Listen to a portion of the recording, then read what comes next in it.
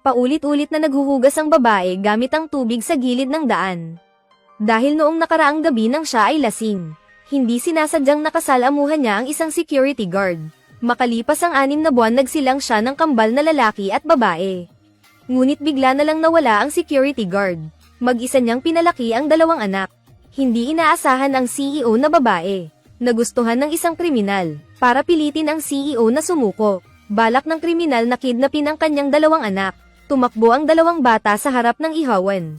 Malapit nang mahuli, di inaasahang may 2 bote ng beer na lumipad.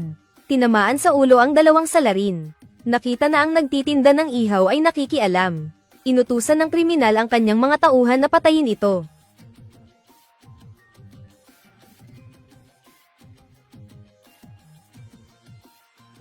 Ang galing ni Kuya Hao. Ang galing ni Tio. Ano ang gagawin mo? Babala ko sa'yo. Ako ang pangalawang anak ng pamilyang Tang. Kung gagalawin mo ako, tiyak na ikaw ay... Aray. Bitawan mo ako. Mang-aapi ka pa ba ng babae at bata? Sigurado ako. Tinatanong kita. Hindi na po. Umalis ka na. Maghintay ka lang, ikaw. Hindi nila alam na ang lalaking ito, na hindi takot sa kriminal, ay ang dating makapangyarihang pinuno ng Longmen. Ngayon ay nagtitinda ng ihaw-ihaw, para hanapin ang babae na 5 taon na ang nakalipas. Nakasalamuhan niya nang siya ay lasing. Nang mailigtas ng lalaki ang CEO at kanyang mga anak. Ang 2 batang lumaki na walang ama, ay sabay na nagpumilit tawaging siya na tatay. Dahil sa pagkakaroon ng malakas na ama, hindi na sila maapi ng kriminal. At dito natuklasan ng lalaki, na ang CEO na nasa harap niya, ay ang babaeng lasing noon. Hindi inasahan ng lalaki, na sa isang magulo na gabi ay nagkaanak siya ng kambal. Ngunit hindi nakilala ng CEO ang lalaki. Para ipakita ang kanyang pasasalamat, binigay niya ang card na may 1,000,000 piso. At hiniling na tanggapin ito. Sasabihin na sana ng lalaki, na siya ang lalaki 5 taon na ang nakalipas. Nang biglang bumalik ang kriminal na kanyang binugbog, kasama ang mga eksperto para maghiganti. Isang hanay ng mga mamahaling kotse, ang huminto sa harap ng ihawan. Bumaba ang maraming nakaitim na mga killer. Leo UFA, sumama ka sa akin para makita ang kuya ko. Kung hindi, ililibing ko ng buhay ang 2 bata. At ikaw, sinaktan mo ako. Gagawin kong hindi ka mabubuhay. At hindi ka mamamatay, kung sasaktan mo ang mga anak ko. Hindi ako titigil. Leo UFA. Nabuntis ka bago ikasal, at nagkaanak ka ng kambal. Hindi ka tinanggihan ng kuya ko. Ito ay swerte mo pa, sa nakaraang buhay. 5 taon na ang nakalipas na buntis ka. Hindi kaya magkataon lang. Kung tatanggi ka pa, sa kuya ko, ang pamilyang Leo, ay hindi na kailangan pang mabuhay. At pa, ang 2 batang ito, hindi kami masasamang bata. Oo, may tatay kami. Ito ang aming tatay. Leo UFA. Ang gagawang ito, hindi kaya siya, ang lalaking iyon. Siya ang lalaki ko, ako si Leo UFA. Siya ang tatay ni na Chen Chen at Dongdong. Sabihin mo kay Tang Yushen. Tigilan na ang pangarap. Ang saya, may tatay na rin kami. Papa, inaapi kami ng masamang tao. Santukan mo siya. Dahil gusto ni na Chen Chen at Dongdong. Siya. Hayaan natin siyang patunayan. Sa lahat, ang pamilyang Liu noon, ay kapantay ng pamilyang Tang. Ang pamilyang Tang ay nakipag-ugnayan sa pamilyang Chen ng Longmen. Ibig sabihin katuwang namin ang Longmen. Sa tingin mo may karapatan ka pa na lumaban sa pamilyang Tang. Sa tingin mo may karapatan ka pa na sumigaw sa harap ko. Ang Longmen na iyon, ang pinakamalakas sa siya. Tama. Mula 5 taon na ang nakalipas, nang winasak ng Longmen ang Yuming, at pinag-isa ang siya. Sino ang magagalit sa Longmen? Ginoong Long, patawad po, nadamay pa kita. Hindi ko alam na nasa Longmen sila. Umalis ka na. Sandali. Sinabi mo na ang nasa likod mo ay ang Longmen. Bakit hindi kita kilala? Sino ka ba? Kailangan ba kitang kilalanin? Pasensya na. Ako ang pinuno ng Longmen. Ngunit parang napakagandang biro ito para sa kriminal. Kinukutsa niya ang nagtitinda ng ihaw, na nagpapanggap na pinuno ng Longmen. Kaya tinawag niya ang kanilang pinakamagaling na killer na si Lao Mo. Huwag nang magsayang ng oras at gumawa na. Hindi nila inasahan na sinabi ng lalaki na kaya niyang patayin sila gamit ang isang daliri. Malakas ang loob. Sinasabi ko sa'yo sa Yuncheng. Ang nakakarinig ng pangalan kong Lao Mo. At napakayabang pa rin. Ikaw ang una. Siyempre. At ikaw ang huli. Sinabi kong isang daliri, kaya kitang patayin. Isa lang. Sige. Mayabang. Magpakamatay ka.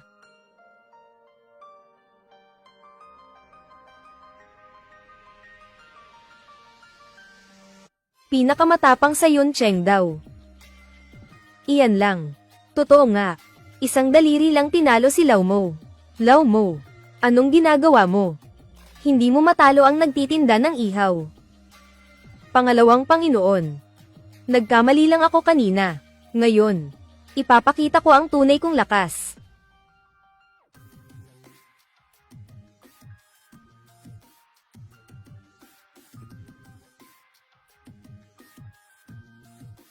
Dongdong. Gusto mo bang tulungan si Papa? Parusahan ang masamang tao. Oo. Magkasamang mag-ama. Patayin ang munting nilalang na ito. Halika.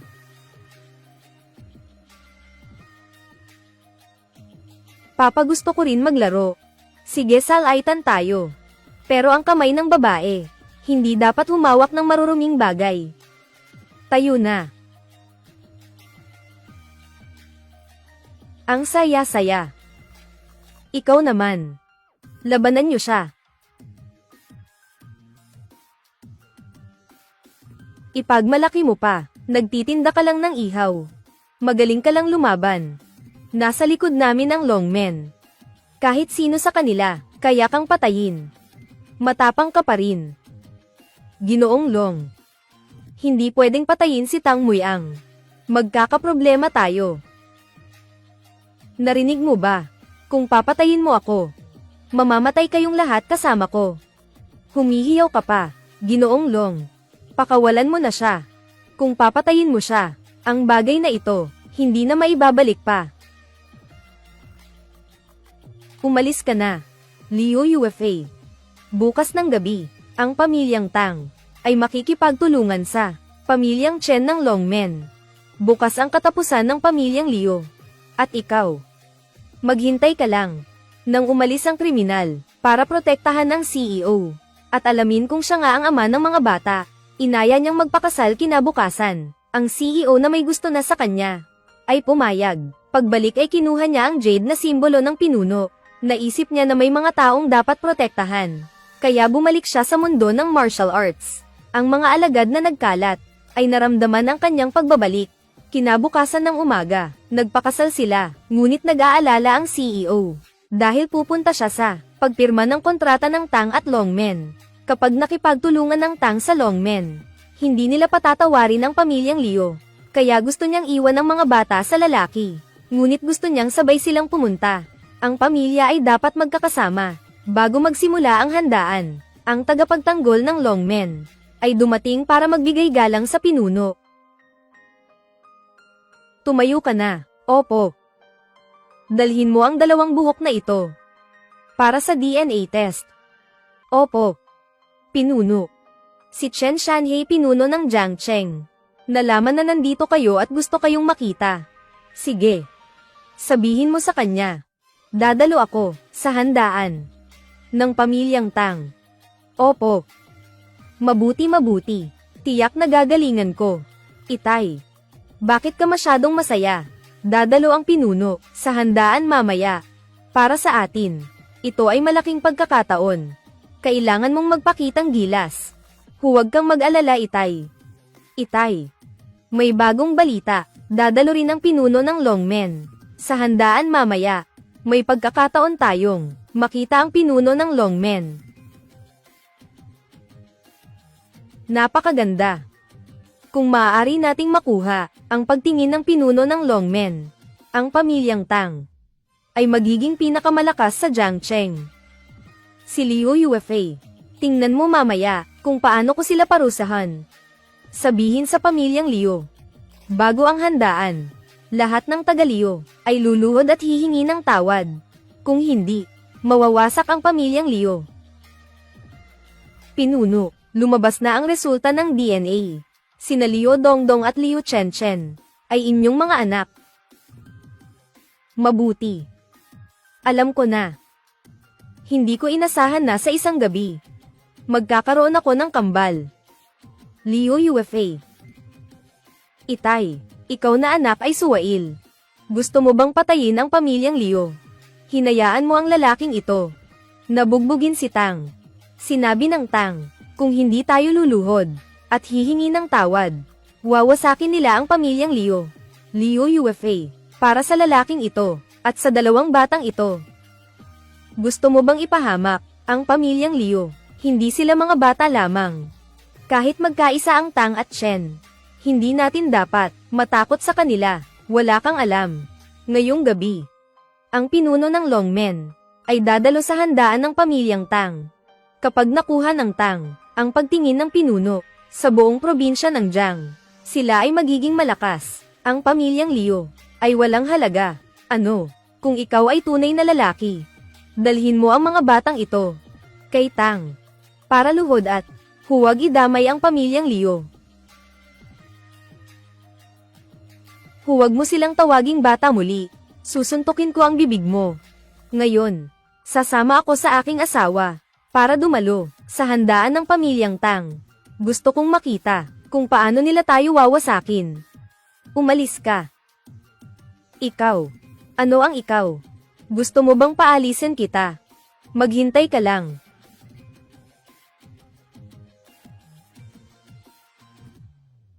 Ang lalaking ito ang nagpabuntis kay Liu Yasuang bago ikasal. Guwapo naman siya. Ano ang silbi ng kagwapuhan? Ginalit ang pamilyang Tang at naglakas loob pumunta dito. Katumbas nito ay kamatayan. Ngayon pumunta at humingi ng tawad. Dalhin ang lalaking ito at ang dalawang bata sa pamilyang Tang para parusahan. Ang pamilyang Liu ay may pag-asa pa. Pag sinabing bata muli, sasampalin kita. Ikaw. Ako ang kanilang ama. Hindi sila basta bata lang. Sige. Matapang ka. Sana, kapag nakaharap mo ang Longmen at ang pamilyang Tang, may lakas ka pa ring loob. Hindi ko inasahan. Napupunta ka dito para magpakamatay. Sige. Ngayon, bibigyan kita ng pagkakataon. Lumuhod sa akin at umungol ng parang aso. Baka sakaling matuwa ako at patayin kang walang sakit. Narinig mo ba? Pinapaungol ka ni Tang. Gawin mo na agad. Gusto mo bang marinig ang ungol? Papayagan kita anak. Ang anak kong lalaki at babae. Gusto kang marinig umungol. Gawin mo na. Ngayon din. Pumunta ka dito. At naglakas loob ka pa. Hayop ka. Magpakamatay ka. Ang dami mong sinasabi. Ungol ka na. Papatayin kita. Uungol ka ba? Papatayin kita. Ungol ka. Tumigil ka. Akala mo titigil ako kapag sinabi mo. Itay. Kuya. Patayin niyo siya. Ikaw ang nagpabuntis kay Liu Yuzu bago ikasal. Ilang araw ka nang hindi nagsisipilyo. Ang baho ng bibig mo. Napakayabang mo. Alam ko, magaling kang lumaban. Kahit silaw mo ay hindi mo kalaban. Ngunit ngayon, ito ang iyong libingan. Liu Xiong. Ito ang iyong pinalaking, mabuting anak at manugang. Hindi man lang iginagalang ang Longmen. Parang gusto ng pamilyang Liu na mamatay lahat. Pamilyang Tang huwag magalit. Ang pamilyang Liu ay hindi lalaban sa Longmen. Ito ay gawa lang ng lalaking ito. Walang kinalaman ang pamilyang Liu. Oo nga. Pinagsabihan na namin si Liu Yuefei. Pinaluhod namin siya para humingi ng tawad. Ngunit pinatulong niya ang lalaking ito at binugbog kami. Biktima rin kami. Ngayon, kung si Liu Yuefei at ang lalaking ito ay hindi luluhod, ang pamilyang Liu ay maghirap. Opo. Narinig mo ba? Lumuhad ka na. Gusto mo bang patayin ang lahat ng taga-Liu? Masamang lolo, huwag mong saktan si mama. Munting anghel, umalis ka. Duwo-duwo. Chen. Masakit ba ang pagbagsak? Nasaan ang masakit? Papa, masakit ang puwet ko. Papa, masakit ang braso ko. Huwag mag-alala, Chen. Parurusahan sila ni Papa. Papa, kailangan mong ipagtanggol si Mama. Parusahan mo siya. Panoorin nyo kung paano ko kayo ipaghihiganti. Ano ang gagawin mo? Susuntukin mo pa ako. Ako ang kanyang ama. Hindi ka naman aking ama. Bakit hindi kita susuntukin? Sino man ang mang-aapi sa aking asawa at mga anak? Tinapang mo akong suntukin. Tingnan mo ang lalaking napili mo. Sinuntok ako. Sa iyong mata, wala na bang halaga ang iyong ama? Bakit mo sinuntok ang aking ama? Nang aabuso ng matatanda, walang galang sa edad, nang aapi sa aking asawa at mga anak, dapat lang bugbugin ang ganyan. Pero siya pa rin ang aking ama. Huwag kang mag-alala. Pakinggan nyo. Mula ngayong araw, sino mang mang-api sa aking asawa at mga anak, kahit sino pa man sila, ay aking sasampalin. Mabuti. Liu UFA. Kung ganoon, ang pamilyang Liu ay wala ng suwail na anak. Inihahayag ko na ikaw ay tinatanggal sa pamilyang Liu. At pa, ang posisyon bilang CEO ng Liu Group ay tinatanggal din sa'yo, Itay. Sa mga nakaraang taon, pinaghirapan kong iligtas ang Liu Group mula sa pagbagsak. Tinatanggal mo ang aking posisyon. Tama. Liu UFA. Ginalit mo ang Longmen. At si Jitang. Gusto mong patayin ang pamilyang Liu.